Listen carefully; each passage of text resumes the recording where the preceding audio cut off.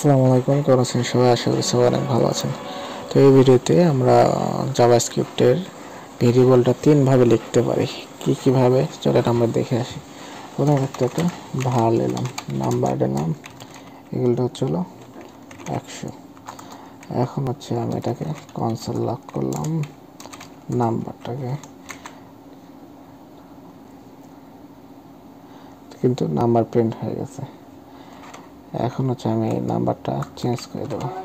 Number ইকুয়ালটা হলো 200।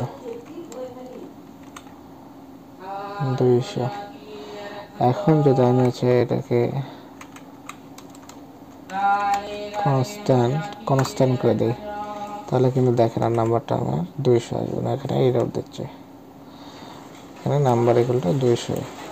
আর এখানে যদি আমি কনস্ট্যান্ট যদি লেট লিখি, লেট, তাহলে কিন্তু আমাদের 200 ঠিক আছে। মূলত লেট আর ভেরিয়েবল ভার, এটা দুইটা একই জিনিস।